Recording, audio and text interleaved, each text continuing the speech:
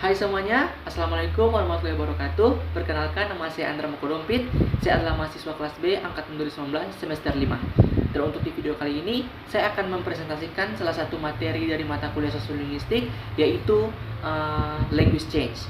Dan lebih spesifiknya, saya akan membawakan dua topik, yaitu yang pertama mengenai Creole dan Pidgin, dan yang kedua adalah some changes in progress. Mari kita mulai. Baik, sekarang kita akan langsung ke materi yang pertama, yaitu Creole dan Pidgin. Jadi, apa sih Creole dan Pidgin ini? Jadi, saya akan langsung menjelaskannya atau menjelaskan pengertiannya. Yang pertama, saya akan menjelaskan tentang apa sih Pidgin itu. Jadi, Pidgin itu adalah bahasa atau alat komunikasi yang digunakan oleh dua individu atau dua kelompok atau dua komunitas yang memiliki dua bahasa yang berbeda dan tidak saling berpengertian. Dan yang berikutnya adalah Creole. Nah, Creole ini adalah bahasa atau bahasa ibu yang digunakan oleh orang-orang atau sekelompok orang yang berasal dari latar belakang, negara, suku yang berbeda dan juga memiliki bahasa yang berbeda. Nah, untuk lebih memperjelas dari pengertian yang sudah saya sebutkan tadi tentang Creole dan Pidgin, saya akan langsung menjelaskan tentang contoh dari kedua benda ini. Gitu. Jadi, saya akan mencontohkan Creole dan Pidgin ini dimulai dari Pidgin terlebih dahulu, karena untuk mempermudah tentang penjelasan saya atau contoh yang saya akan utarakan ini, saya akan menggunakan cerita. Jadi, kita ambil contoh saja, semisalnya ada dua klan yang memiliki bahasa yang berbeda dan tidak saling berpengertian. Kita sebut saja klan yang pertama adalah klan Senju dan yang klan yang kedua adalah klan Uchiha. Nah, karena kedua klan ini memiliki bahasa yang berbeda dan tidak saling berpengertian dan mereka harus bersosialisasi. Misalnya saja kita sebut saja mereka mempunyai keperluan untuk berdagang. Jadi di sini kan mereka harus memiliki bahasa yang saling berpengertian gitu. Nah, dibandingkan untuk menggunakan bahasa perantara, di sini mereka lebih memilih untuk menciptakan bahasa baru yang bisa dimengerti oleh kedua klan ini, dan bahasa baru ini tercipta dari gabungan dari kedua bahasa klan ini. Jadi sebagai contohnya begini, misalnya klan Madara ini, klan Uchiha ini memiliki bahasa yang bernama bahasa Obito, sedangkan klan Senju dia memiliki bahasa yang bernama bahasa Hashirama. Nah, karena mereka ingin menciptakan bahasa bisa mereka mengerti satu sama lain, di sini mereka menciptakan bahasa baru. Dan bahasa baru ini kita sebut saja sebagai bahasa Madara. Nah, bahasa Madara ini atau bahasa baru ini tercipta dari gabungan dari bahasa Obito milik dari klan Uchiha dan bahasa Hashirama milik dari klan Senju. Nah, inilah yang disebut dengan Pidgin atau bahasa Pidgin. Oke, sekarang saya akan langsung melanjutkan ke contoh yang berikutnya, yaitu contoh Creole.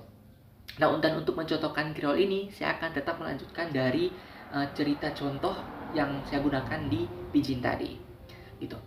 Jadi, semisalnya klan Senju dan klan Uchiha ini, mereka memutuskan untuk hidup berdampingan di dalam suatu desa besar.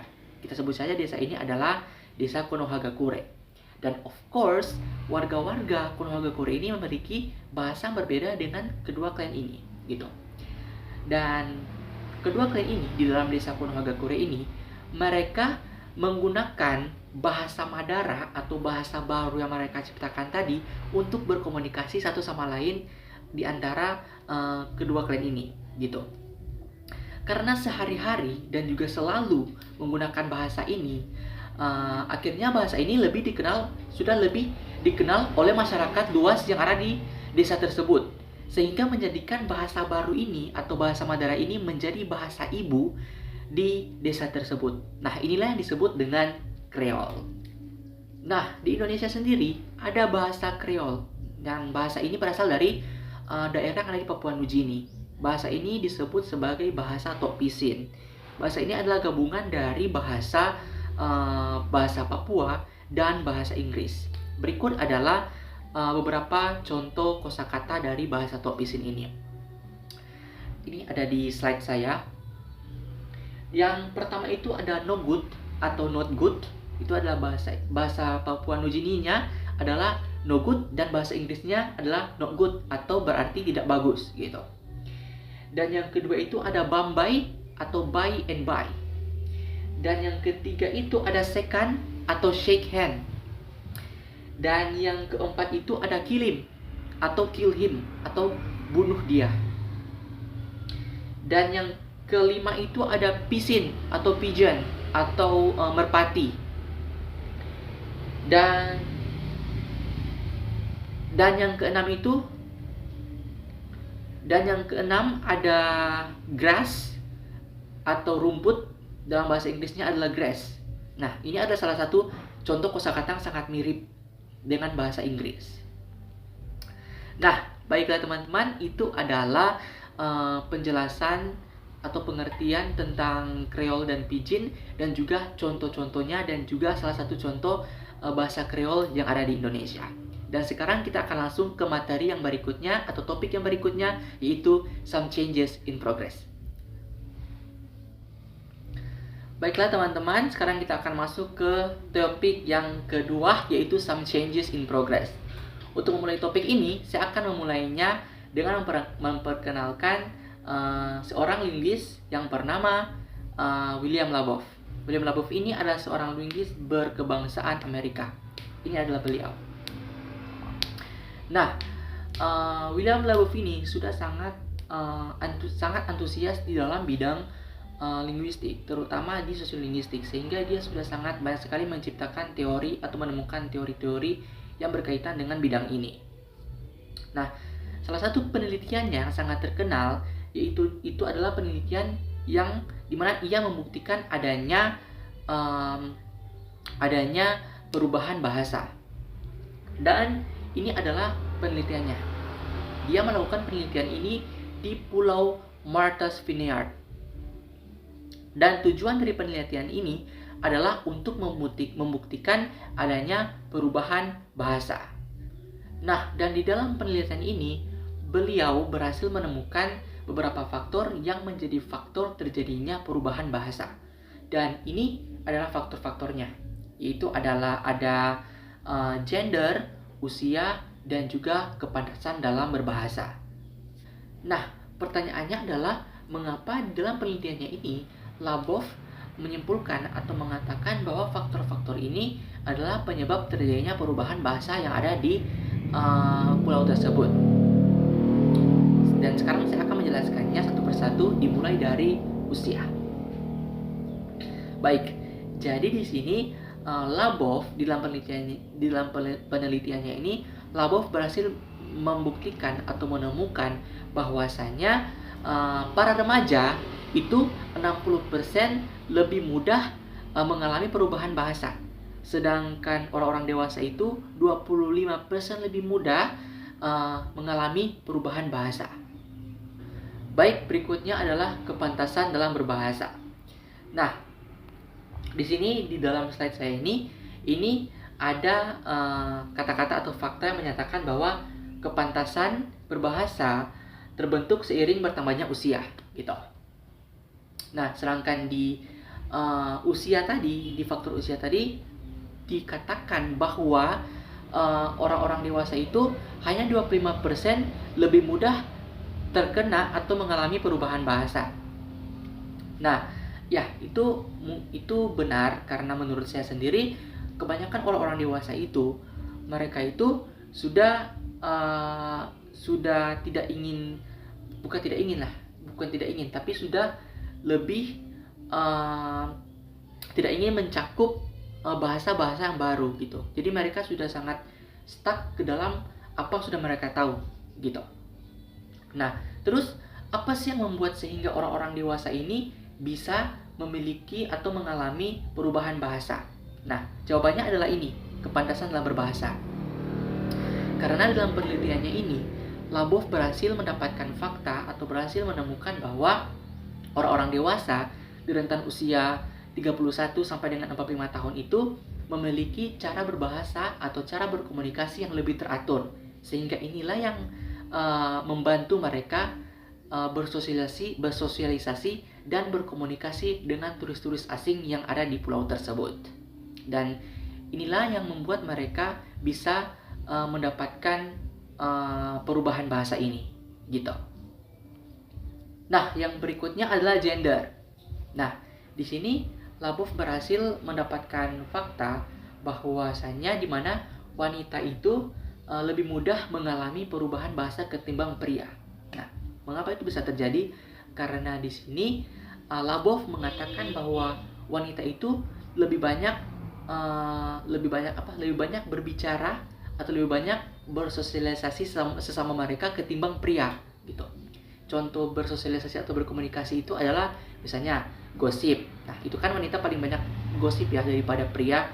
Dan juga selain itu, wanita juga sangat ahli atau sangat mahir dalam komunikasi verbal. Dan inilah yang menjadikan mereka lebih mudah untuk mengalami perubahan bahasa ini. Nah, baiklah, jadi itu adalah faktor-faktor terjadinya perubahan bahasa berdasarkan dari penelitian seorang linguis berkebangsaan Amerika yang bernama William Labov. Nah, selain yang tadi, saya juga sudah menyiapkan salah satu faktor-faktor perubahan bahasa, dan ini disebut sebagai perubahan bahasa secara tradisional. Nah, dan perubahan bahasa secara tradisional ini dibagi menjadi dua, yaitu perubahan bahasa secara internal dan perubahan bahasa secara eksternal. Baik, mari kita akan mulai ke topik yang pertama. Oke, sekarang saya akan langsung menjelaskannya. Apa sih perbedaan dari perubahan bahasa secara internal dan perubahan secara eksternal? Jadi, perubahan secara internal itu adalah perubahan bahasa yang berasal dari dalam diri kita sendiri, atau perubahan bahasa yang terjadi tanpa adanya pengaruh dari luar atau tanpa terkontaminasi bahasa lainnya, gitu.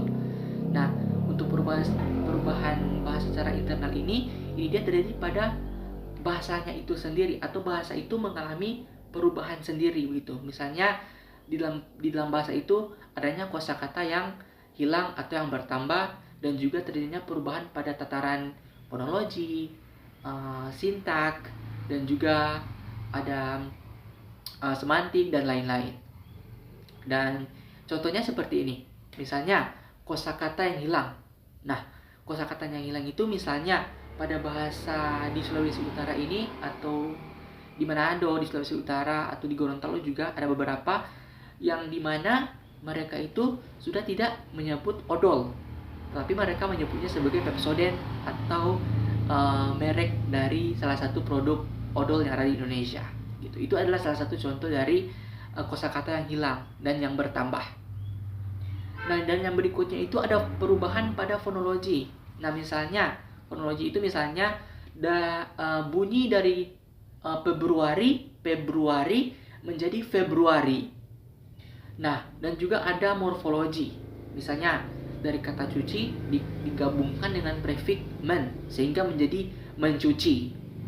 Dan yang berikutnya itu ada perubahan pada tataran sintak atau sinteks, yang dimana adanya kalimat transitif tanpa objek. Jadi misalnya begini, kalau dulu itu kan kebanyakan orang-orang menyebut anak itu duduk di bangku kelas 2 SMP. Sedangkan sekarang itu kebanyakan orang-orang hanya menyebutnya sebagai, orang-orang menyebutnya begini, anak itu duduk di bangku SMP, gitu. Jadi mereka hanya menyebut SMP-nya saja, tidak pada bangkunya, dia di kelas mana, gitu. Dan berikutnya itu adalah perubahan pada tataran semantik, di mana pada tataran semantik ini adanya perubahan kosakata yang artinya itu sudah tidak sama. Misalnya seperti ini. Orang-orang dulu itu kan kebanyakan mengatakan seperti ini. Kendaraan roda 2, kendaraan roda 3, kendaraan roda 4, begitu. Tapi untuk sekarang itu mereka lebih langsung mengatakannya. Misalnya seperti becak, motor, mobil, bus, gitu. Dan sekarang adalah eksternal. Nah, berbeda dengan internal, perubahan bahasa secara eksternal ini terjadi karena adanya kontaminasi dari bahasa yang lain atau bahasa dari luar, gitu. Jadi ini pure bukan karena adanya perubahan pada bahasa itu sendiri atau bahasa itu merubah dirinya sendiri, tapi di sini perubahan bahasa secara eksternal ini terjadi karena adanya kontaminasi atau adanya pengaruh-pengaruh dari bahasa luar gitu. Nah, hal ini sendiri bisa terjadi karena manusia itu adalah makhluk sosial yang ingin sekali atau memang hakikatnya itu atau memang nature-nya itu sudah ingin sekali bersosialisasi dengan semua orang yang ada di dunia, termasuk dengan orang-orang yang memiliki bahasa yang berbeda. Nah, perubahan secara eksternal ini biasanya terjadi pada orang-orang yang biasanya atau sering sekali berkomunikasi dengan orang-orang atau warga-warga yang memiliki bahasa berbeda dengan mereka. Misalnya, ada orang yang memiliki pekerjaan di mana pekerjaannya itu menuntut dia untuk harus selalu berkomunikasi dengan orang-orang asing yang memiliki bahasa yang berbeda. Oke, baiklah teman-teman. Jadi itu adalah presentasi saya tentang materi language change, yaitu ada dua topik. Yang pertama adalah Creole dan Pidgin, dan yang kedua adalah some changes in progress. Jadi mungkin teman-teman bisa mendapatkan ilmu dari presentasi saya ini. Lebih kurangnya mohon maaf. Wassalamualaikum warahmatullahi wabarakatuh. Terima kasih dan sampai bertemu di video selanjutnya. Bye.